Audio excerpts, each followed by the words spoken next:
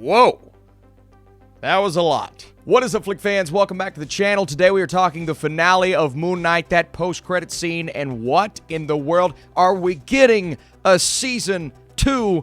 All of those questions are lingering. Let's get right into it. By the way, if you're here and you like these videos, we'll keep them going with the next series, Obi-Wan Kenobi. Be sure to drop that like down below. It helps the algorithm. Appreciate you guys so much. Let's start at the beginning. We're going to go through this fairly quickly, then really focus on the end. So we're back at the tomb. We hear who wants to heal the world as Layla is crying over the death of Mark. I'm thinking to myself, okay, so this is reality. This is what we're actually dealing with here. Mark is dead. How in the world do you bring back this character? The big villainous plan to release Amit is something that is culminating. It's a big old alligator crocodile beast of a god.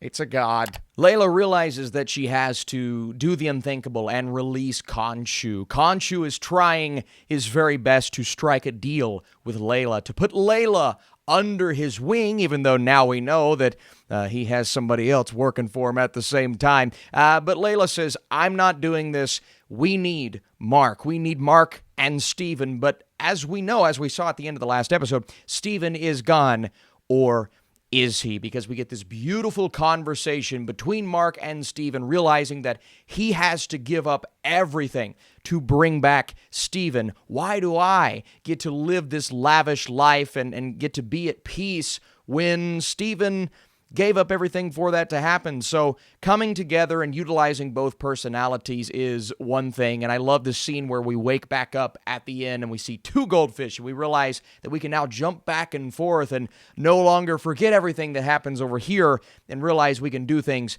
as both characters. That's really cool. But that realization, he comes to that when he realizes he has to give up everything. And that's a pretty big deal. He's giving up peace for that, to go back into this crazy world that he was a part of. I also love the moment where he screams, "Hippo!" as the goddess allows them to escape. Speaking of Taret, I did not think we were going to get Layla in costume being used as her avatar. We heard a lot of talk that they could be bringing in the Scarlet Scarab, and here is a look at the Scarlet Scarab from the comics into the series, and just a little background on this character. As a protector of Egypt, in the comics, Abdul Fowl gained power from a ruby-colored scarab relic, which gave him great powers. Now, he started out as an antagonist, slowly turned into a protagonist, and we got a little hint in episode 4 when her father called her his little scarab, and I said to myself, oh, they could be bringing in this character just in different form. Obviously, this really culminated in this episode. A different type of costume than what we know from the comic books, a little bit like a Hawkman, Hawkgirl kind of thing from the DC universe, but I thought they looked really cool. The CGI was super solid, and the abilities that she was given,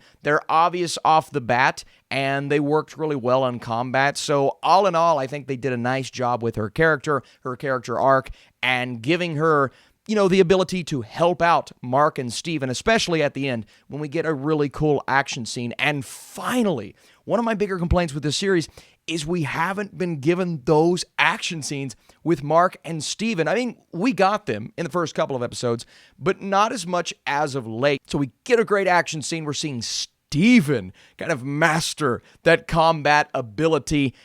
I really wanted more of that in this season. It's not like a detrimental thing for this show, like, oh, we didn't get the hardcore, combat between. But when we got it, it was great, which is why I wanted more. So I definitely felt a lack of that all throughout this season. Also, I just love the scale of Khonshu and Amit. You have the action happening in the foreground, and then in the background, you see these two Godzilla-like creatures battling each other. It was super cool to see both the scale and then the perspective of what we get, but just down to Mark Spector, transforming back into Moon Knight after he comes back to life, and that costume in action, taking Arthur, and Arthur, given his abilities, of course, inevitably combining those two, Arthur and Amit, it provided for a really nice showdown. You have all of the henchmen versus Mark and Steven, and now Layla, which was cool to see her as a superhero. So this big battle, this big showdown, and really a mind battle, but also the action that we're getting on screen, which again, I'm super happy we got. But here's what happens, right? Arthur has Steven and Mark beaten. Is what it looks like, is what it feels like, on the ground with the scepter just boom, piercing the chest of our character. Layla's getting beaten, and once again, we're skipping forward through time like we did in the first couple of episodes, and all of a sudden, he's on top. He has gotten the victory here, but how did that happen? Well, we know as hardcore Moon Knight fans, that is Jake Lockley, his other personality, his alter ego, that, at a point when it ended, I did not think we would get to see. So when this episode ended, not talking about the post-credit scene, I was very, not disappointed, but just kind of like, wow, we have to wait that long to see how everything wraps up, to feel the weight of this, what is inevitably a cliffhanger. Getting that conversation between he and Arthur back in the mental hospital, realizing that now Mark and Steven are one in the same. We can operate in the same body, going back and forth, personality to personality, waking up, seeing two goldfish in the fish tank, again, tied to the bed. So we're thinking to ourselves, did they tie themselves? We thought Steven tied Mark. We thought Mark tied Steven. Is this just symbolism saying they are both now the personalities that are in the background? Someone has to be at the forefront of this body, controlling all of the actions. Is Khonshu still involved? Or did they indeed get rid of this god, this entity, once and for all? And the answer, thanks to this post-credit scene, is a big whopping no. They did not get rid of Khonshu. Well, I guess technically Mark and Steven thought they did, but Jake is the man. Jake is the alternate ego that is still working with Khonshu. We know that now, who gets a little bit of revenge on Arthur, being dragged out of the mental hospital, thinking, wow, Arthur is going to be working with Khonshu. That was my mindset throughout this entire post-credit scene. And even though we did not get to see, and I have a feeling when we inevitably get season 2 or some sort of movie, I'm going to assume season 2 because it's happening, unless the numbers for this finale are dreadful, and I don't think that's going to be the case. We're going to get another season. It's going to happen. Not confirmed, but come on. So I imagine season 2 is going to start out showing us what Jake actually saw in this season, showing us his perspective of maybe that final battle. And that's where you're going to get your action scenes. And that's where you're going to get your really dark moments, because Jake is the personality that can't be redeemed. Now, it's Marvel, so inevitably they could redeem this third personality, but you see what happens there, shooting Arthur, taking down the competition.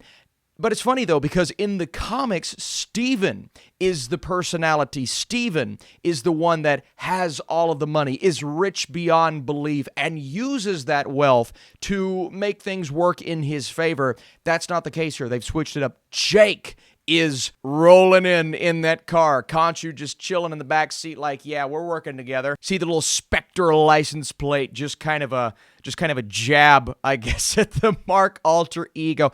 But you see them waking up in the bed, essentially saying, are they the ones that are now trapped? How long is it going to take them to figure out what's actually going on? That Jake is now the evil personality and is still working with Khonshu. I believe that restraint that we now know was from Jake, keeping Mark and Steven at bay there. How long will that be attached to them, and will they inevitably learn that this third personality is causing all of this chaos without them even knowing? The same problem Jake and technically Steven were facing with each other at the beginning of this season. We knew they would introduce that concept. I was curious whether or not Jake would be introduced. Not that it would have been a huge disappointment for non-comic comic book fans, because they don't know who Jake is. They just knew there was a third personality teased. But for us that know who these characters are, even though they're switching up certain personality traits with the characters, I appreciate the fact that they included all of those elements in this 45-minute finale. And that's probably my biggest qualm with this episode is you had to fit so much into that 45 minutes, and they did, and they introduced Jake, and they gave us that little twist ending, a place that I did not expect us to end in, right? So that for me was, it wasn't totally shocking that it was so much of a cliffhanger, and then inevitably we got one thing solved for us in the post-credit scene. It was more so just the way that Marvel went about the entire thing, where I was thinking to myself, if this could have just been maybe 8 episodes or some more explanations, not that I want to be spoon-fed everything, there was just a lot that they had to fit in. And I'm curious to see what you all think in the comments down below. Was it too much in one episode? Was the introduction of Jake Lockley, this longtime known personality of this character, a shock to you? Did you think they would do it in the episode or in the post-credit scene? Again, without that post-credit scene, I think a lot of people would have been completely underwhelmed with the way that this ended. But it gave us just enough going into Season 2 to where I'm curious now what route we're going to go and if Season 2 is going to change things up just a little bit.